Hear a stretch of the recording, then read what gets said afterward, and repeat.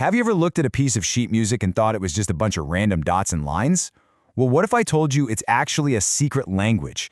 Because hidden right there on the page, among all those notes, are the composer's direct instructions for how to bring the music to life.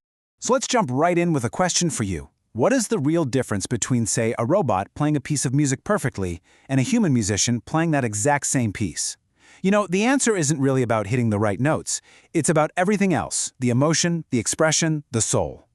You know, here's a great way to think about it.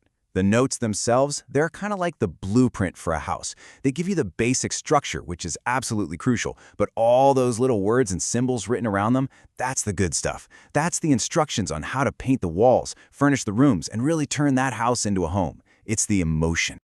Okay, so let's start with one of the most basic and powerful instructions a composer can give: how loud or how quiet to play.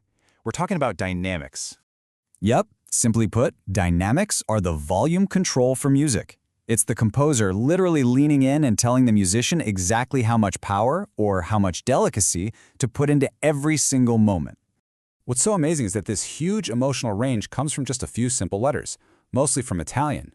Down at the super soft end, you've got PP, which stands for pianissimo. That means very quiet. Then just a single P for piano, which is quiet. Right in the middle, you have MP, mezzo piano, moderately quiet, and its partner MF, mezzo forte, or moderately loud. And then, of course, you have F for forte, which just means loud. But, you know, volume isn't just set at one level. Music breathes. It can swell up and get bigger like a wave building on the ocean. That's a crescendo. Or it can pull back and fade away into nothing. That's a diminuendo. These gradual changes are where so much of the drama and tension in music comes from. So, we've got volume covered. But that's only half the story, isn't it? The other absolutely critical element is speed. So let's talk about tempo. Tempo actually comes from the Italian word for time, and it's every bit as important as dynamics for setting the mood of a piece. Is it going to be a frantic, heart-pounding chase, or a slow, thoughtful reflection? The tempo marking tells you what to expect right from the very beginning. And just like dynamics, there is a whole spectrum of different speeds. On the slow side, you've got something like largo, which is slow and really grand. Then there's andante, which is a nice, comfortable walking pace. Things start to pick up with allegro. That's quick, lively, and often pretty cheerful. And if you want to go full throttle, well, then you've got prestissimo, which basically means as fast as humanly possible.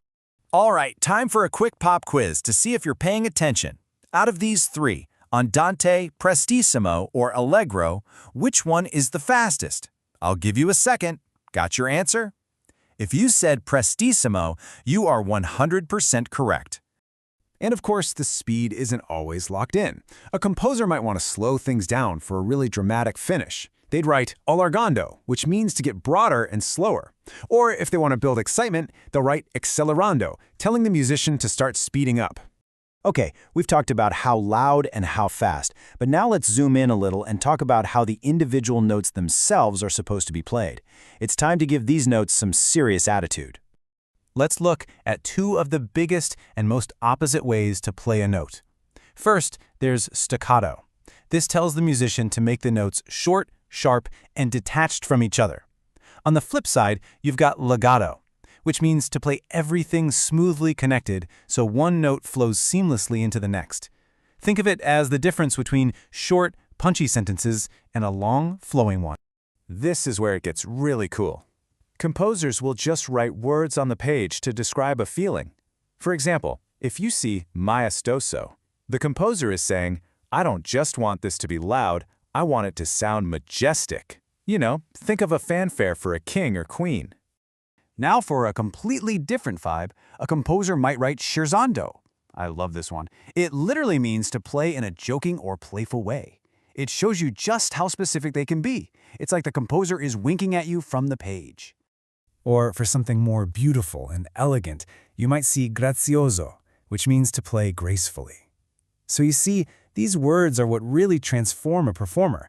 They go from just playing notes to becoming a storyteller, channeling the exact emotion the composer was feeling. All right, we've made it to our final section. And this is the really fun stuff, the musical equivalent of sprinkles on a cupcake. These are the little decorations that add flair and style. We're talking about ornaments. So what in the world are ornaments? Well, think of them as musical shorthand.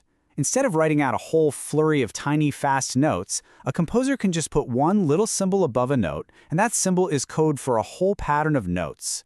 It's a super efficient way to add some character. Let's look at the most famous one, the trill.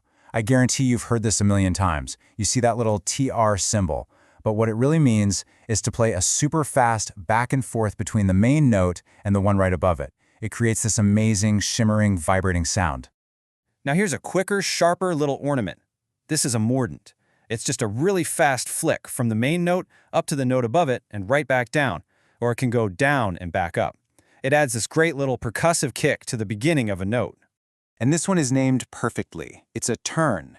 That little symbol tells the performer to play a graceful little circle of notes around the main one. You go up, back to the middle, down, and back to the middle again.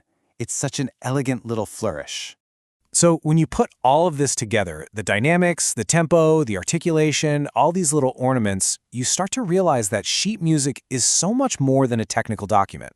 These markings, they're the composer's voice, speaking to us directly from the page, making sure their deepest feelings are carried on, sometimes for hundreds of years. So, next time you're listening to a piece of music, whether it's classical or a movie score, listen a little closer. Now that you know some of the secret language, what stories, what emotions will you hear hidden there, right between the notes?